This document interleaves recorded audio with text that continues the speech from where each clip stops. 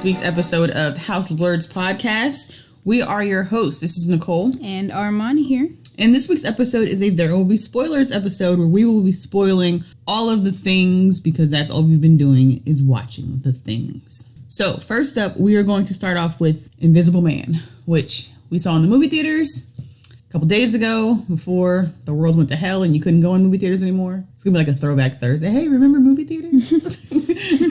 Those were Remember things. back when outside was a place? Yes, that you could congregate with more than 9 other people. But I just want to shout out the Alamo Drafthouse, which I absolutely love. Your employer. Yeah.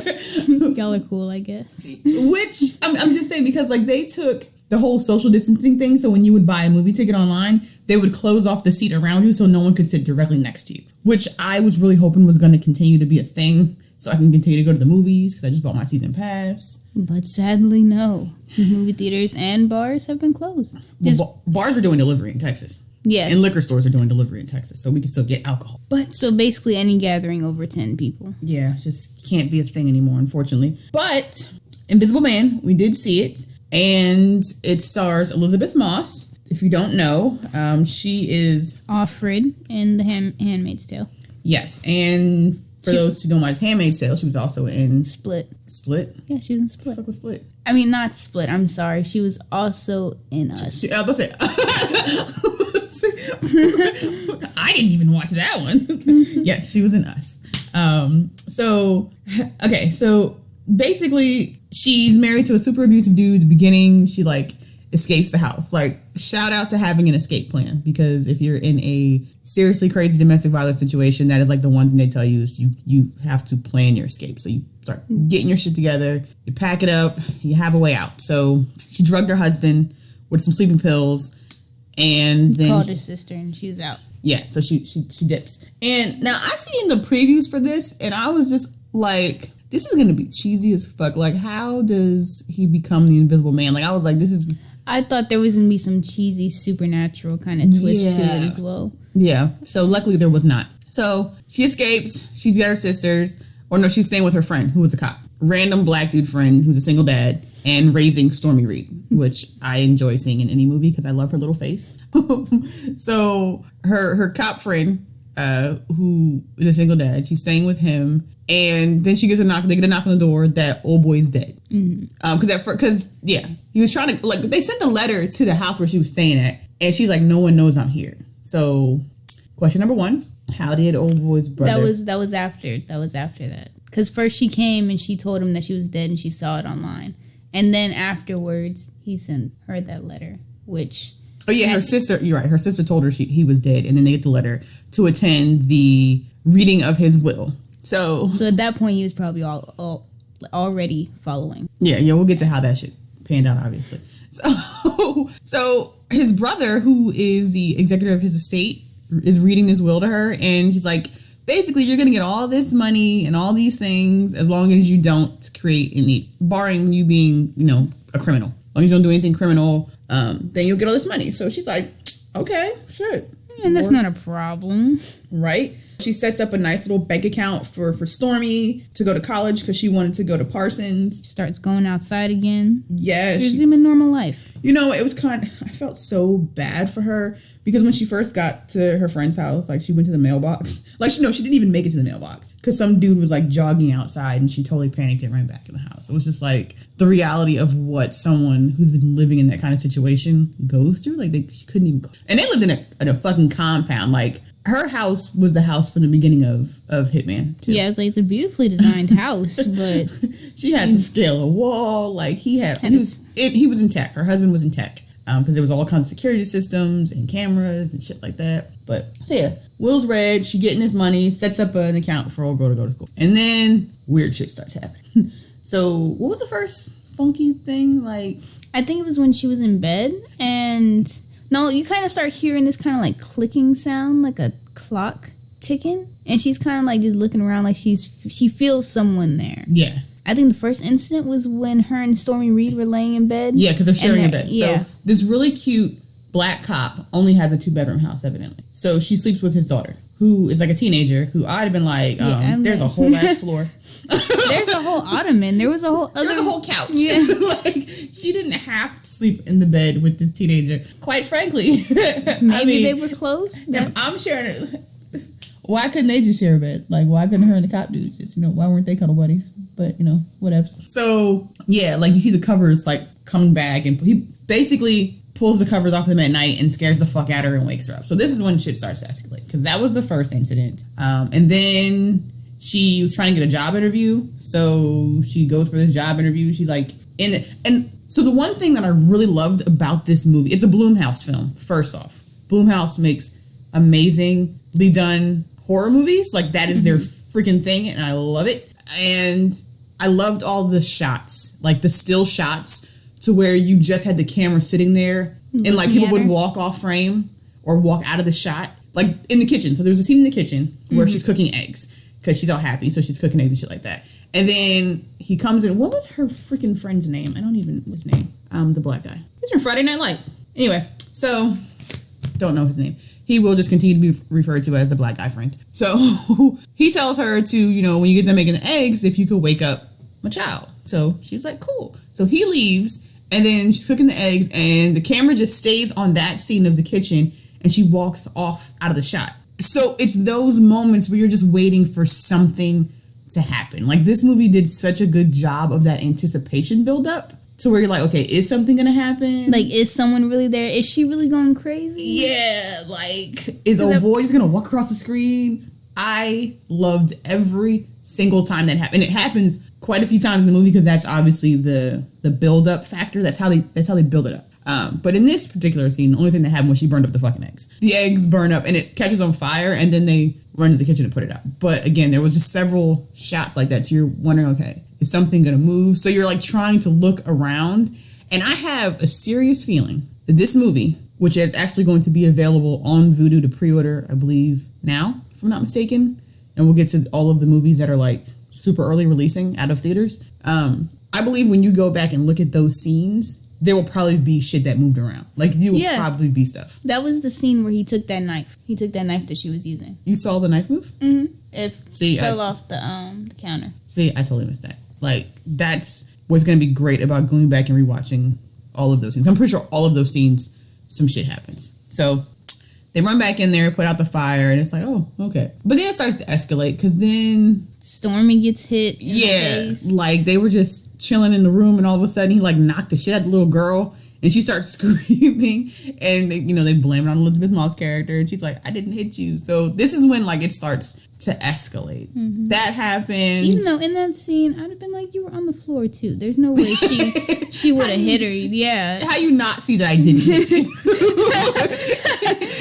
You see my hands. Yeah, like I'm on the floor crying, trying to get up. Why did God just power falcon punched you to the ground too? That's right, because in that scene she was no wait, was that the scene where she was on the floor? Yeah. Oh yeah, because what happened was when she went to an interview, and she opened up because she's like an architect or an engineer. So when she opened up a briefcase to show her work, there was nothing in there. Like, it was all gone. And she knew she put it in there. So she's like, what the fuck? So she gets back to the house and she's like... No, she passed out. She passed out the interview. Oh yeah, she passed out the interview. You're right. And they tell her it was the pills that she used to drug her fiance in the beginning of the film. Yes, because she dropped them when she was running and getting in the car with her sister. So they're like, those drugs were in your system. And she's like, what fucking drugs? And she's in the bathroom. She goes in the bathroom and the actual pill bottle is sitting there with the blood on it. Now she's starting to realize, all right, this dude is like, he's alive and he's stalking me somehow. And this is when everyone starts telling her she's crazy. Yeah, and at this time,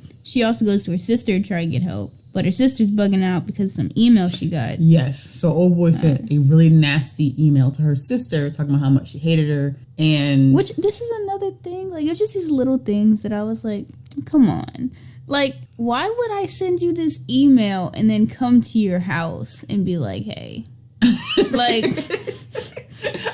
first off, if my sister sent me an email like that, I'm calling her. Yeah, I'm like, what? Say it to my face. Like, just like, are you serious? That would be a conversation. So I can't imagine. Well, I'm pretty sure maybe there are siblings who would just get that email and be like, all right, well, fuck her then. But I mean, I know I would call my sister if she sent me that. Pretty sure you would call yours too. Yeah, most definitely. Like, did you send it to the right person? You good? Your sister would just say it to your face. So he sends a nasty email. Basically, he's trying to isolate her again from the people around her. He got, Stormy and her dad out the house to get her alone. Isolated her from her sister again. So then she's like, all right, fuck it, I know he's alive. Now, she decides to call his cell phone. First off, why wasn't she doing this when the old dude was there? There was, again, so many times that she could have been like, hey, look, I found his phone. Like, I don't know if that would have been my go-to thing, like to call his phone. Because, even if I thought he's in this house somewhere, if I call his phone, like, he was going to run around the corner and be like, hey, I'm here. Like, or answer it, or like... I mean, if it's there, though, then that's clear evidence that he's there. Because why would his phone be But she's gotten no phone calls from him. So it's like she's got no reason to believe that his phone is in... Who fucking stalks... Well, we need a storytelling device. Yeah. You're right. Let me stop. We need to keep the ball rolling. So she calls the phone, and she hears it ringing above her. So she goes up in the attic, and... all right, insert extra-ass tall ladder, which is never good in a scary movie. Someone busts out a big fucking ladder, someone's gonna fall, and they're gonna get hurt. So I'm just like waiting for that now. So she busts out this ladder, she climbs up in the attic, and she gets up there, and she finds his cell phone, she finds her resume paper stuff, and that knife. And a knife. What was the knife used for? At first I thought it didn't look like the knife, because I saw the movie about like 3 times.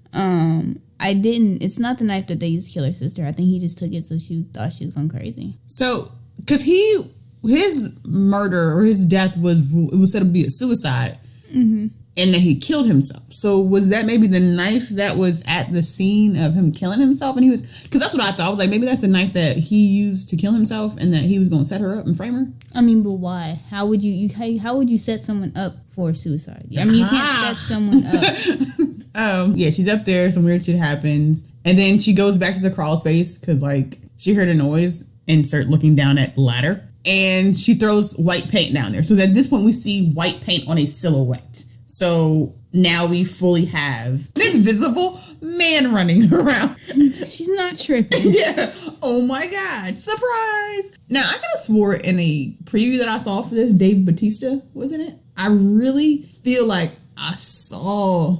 Unless he's in a different movie and it was just some weird like advertising where movies were stitched together, I really thought he was in this one, but I was wrong. He is not. So if you've seen the same graphic I did, he ain't in this.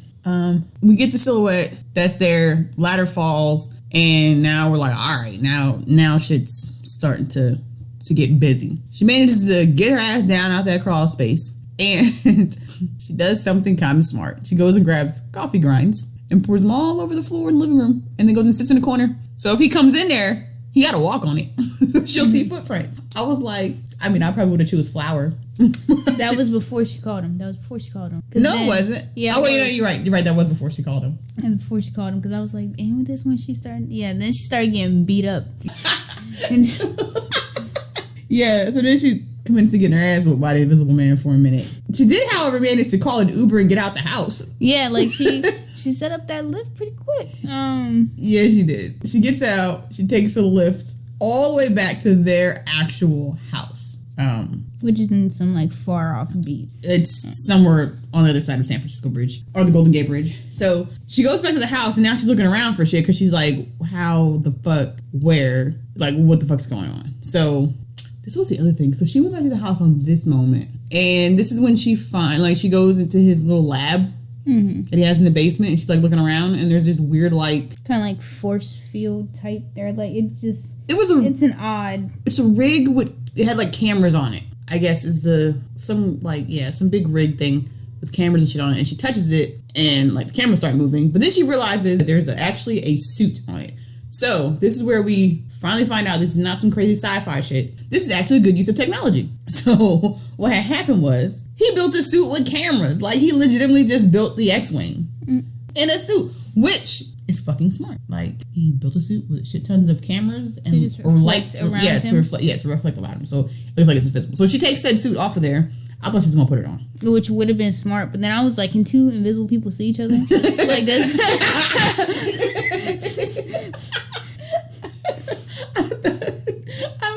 same thing. I was like, maybe Your invisible cancel out. Like, yeah, no, I don't think they would have been able to see each other. Bump into an invisible person. That would have sucked.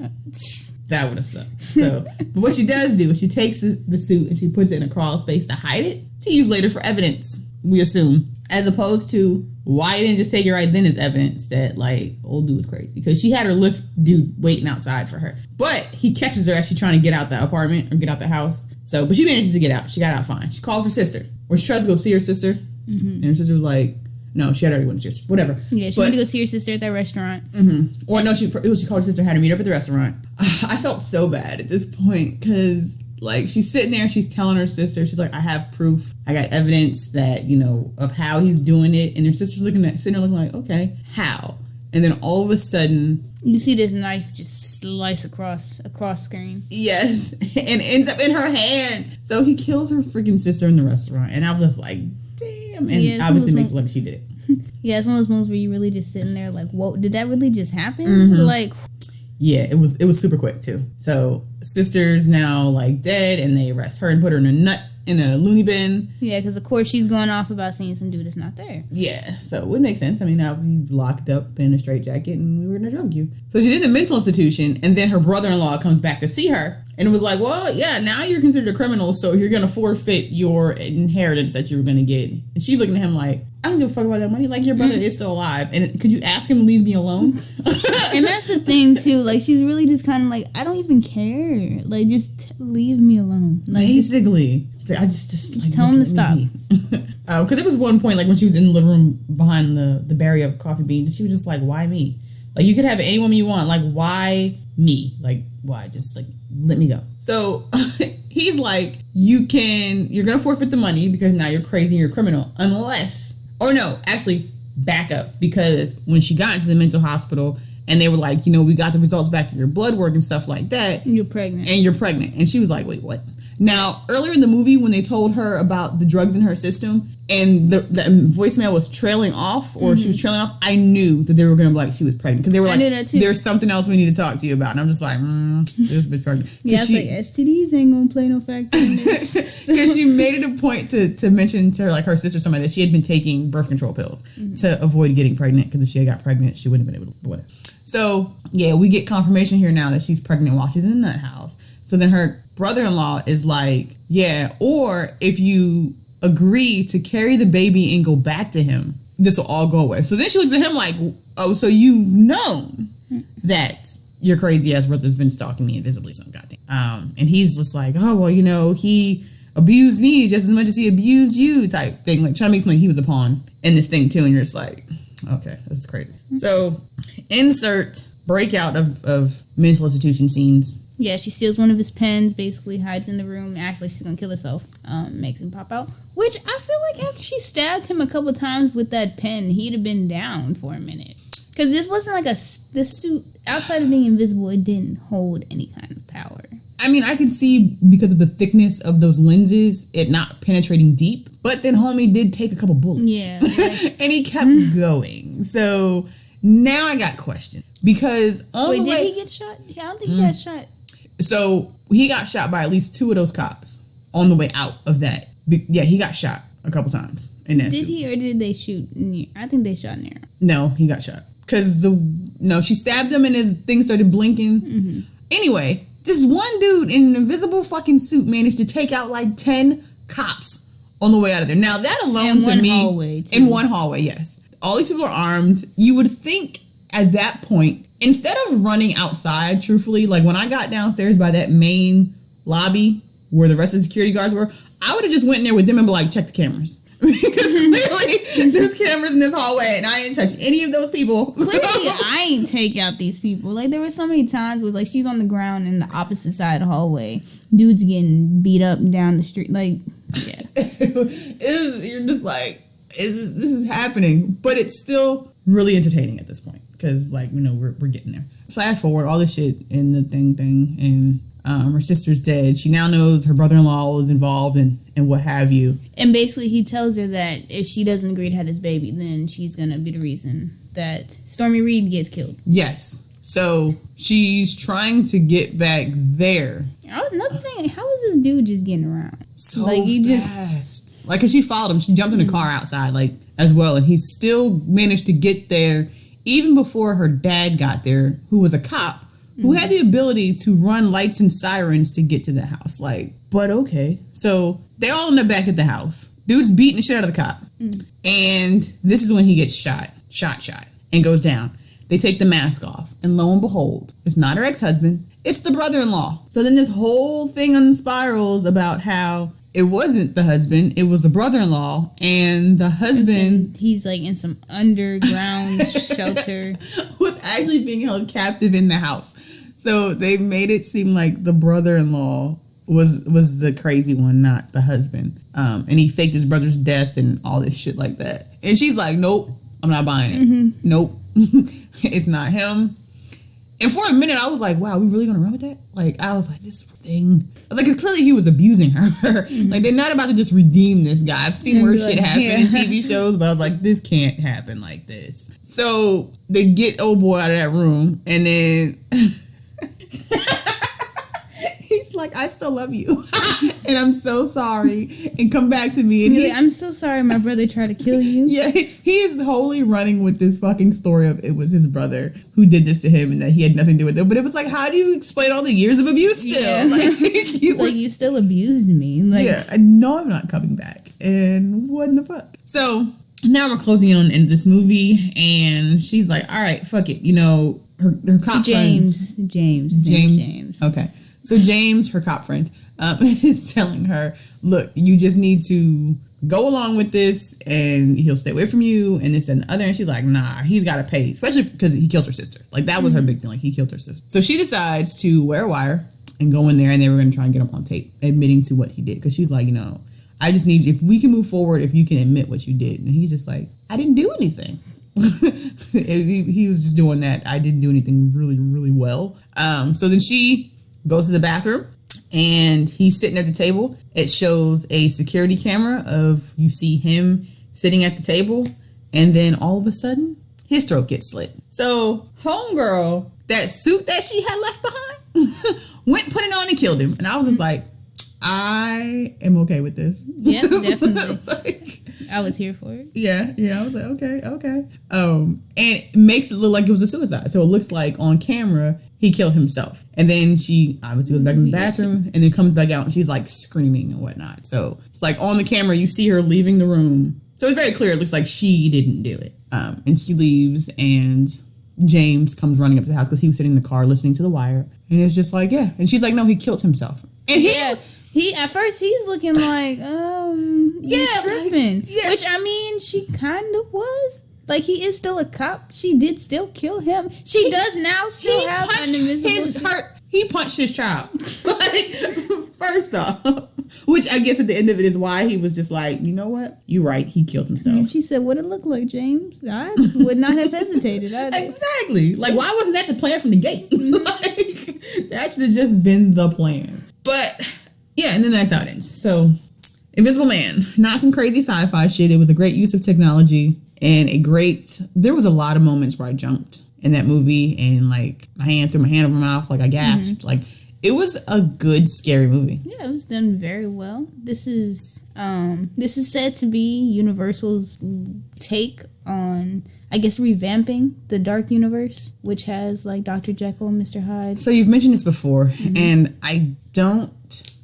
the actual Invisible Man from League of Extraordinary Gentlemen was a result of a lab incident, a la like Dr. Manhattan style, if I'm not mistaken. So he wasn't using technology. I mean, but it's just like a revamp. Because then what the fuck are you going to revamp next? Dracula? Like... I mean, you never know. They could just... How? I don't know.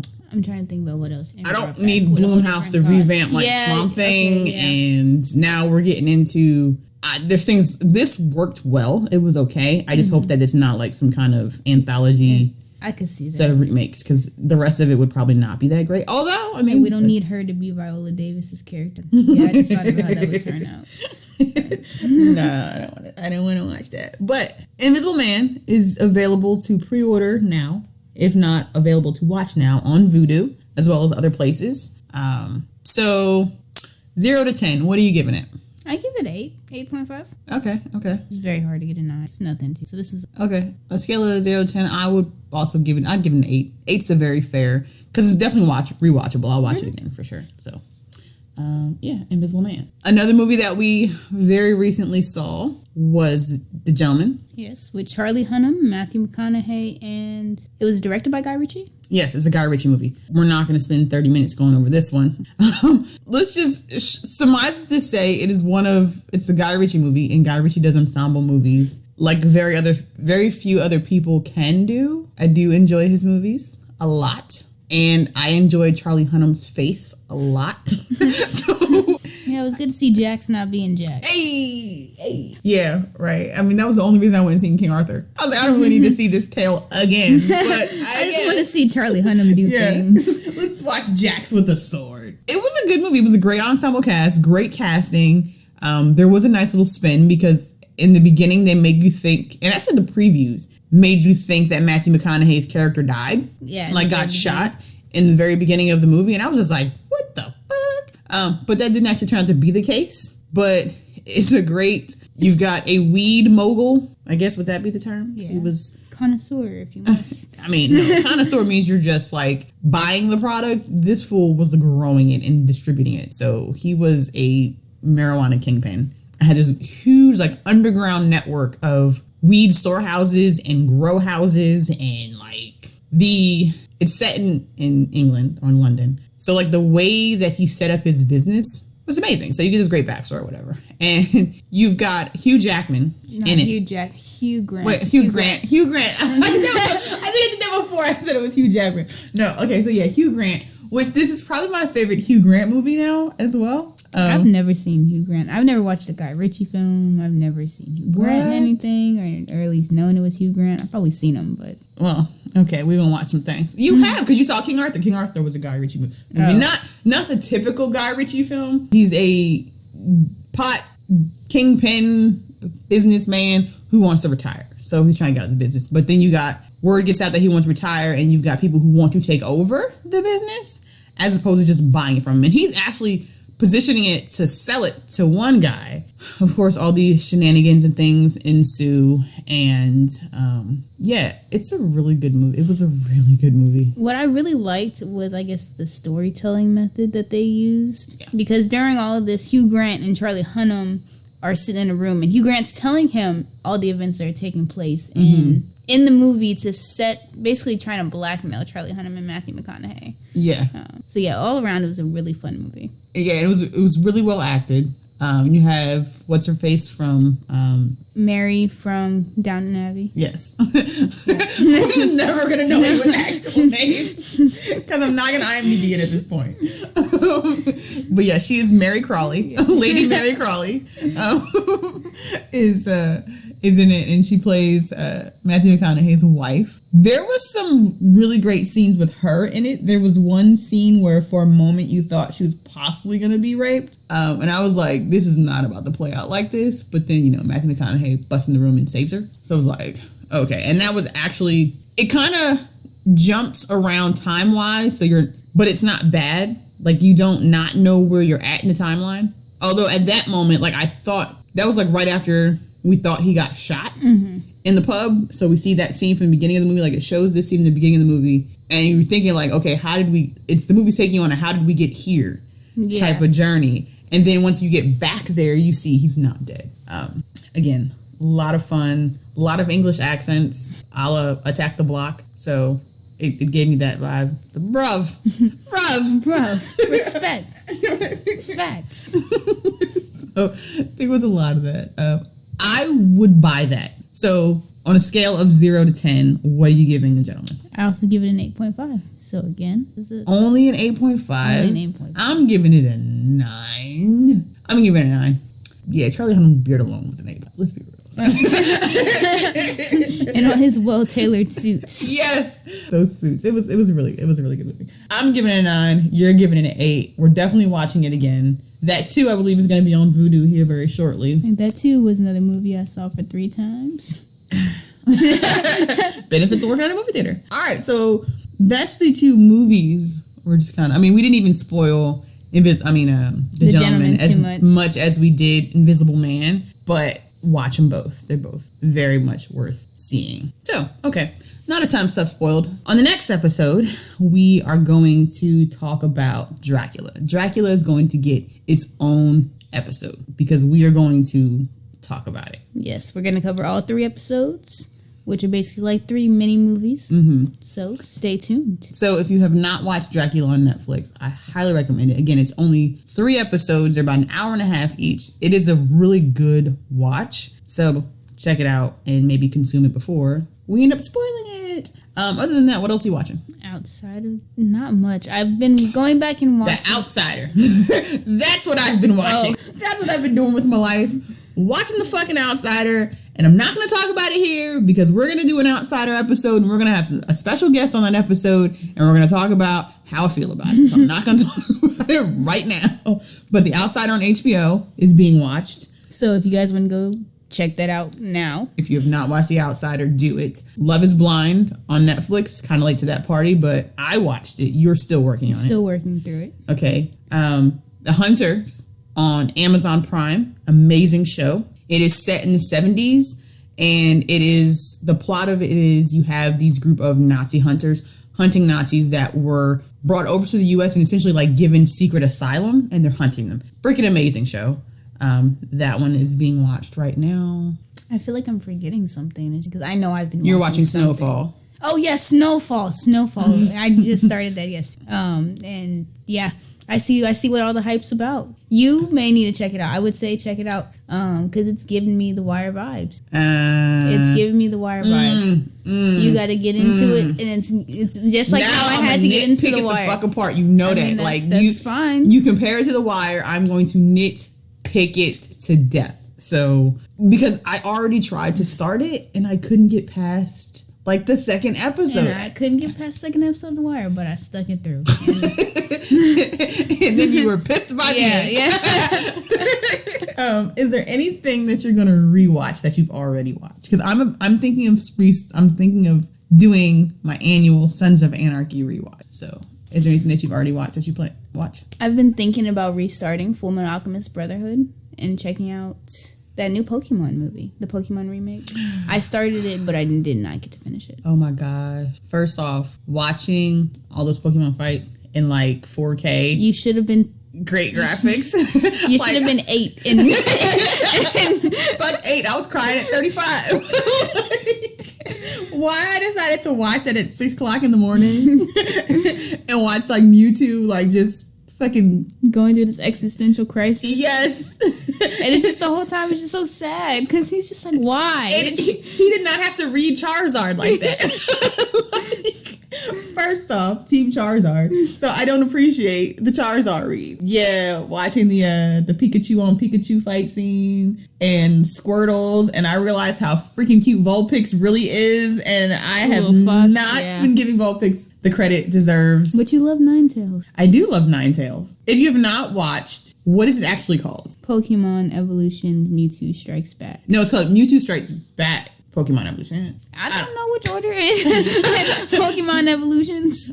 Mewtwo Strikes Back. Yeah, so if you want some good wholesome time to something to do, you can watch it on Netflix, which essentially it is just a redone copy of the original movie. So it's just done in updated graphics. And I normally don't like updated graphics on things, but this was done. I enjoyed it a lot with the updated graphics. So, all right. We got anything else? No, I think that's it. I'd say that's a podcast. That's a podcast. All right. So make sure to follow us on the social medias. We're on Instagram, House of Blurds. We're on Twitter at House of Blurds. Facebook, House of Blurds. Patreon, House of Blurds. Yes. Shout out to, we do have like some Patreon donators. We definitely appreciate that. So make sure to check out our Patreon. We have some great giveaways on there. No one's doing anything else but sitting around anyway. So just go check out our Patreon or hit us up on PayPal at House of Blurds. So until then, take care of yourselves and be good to it.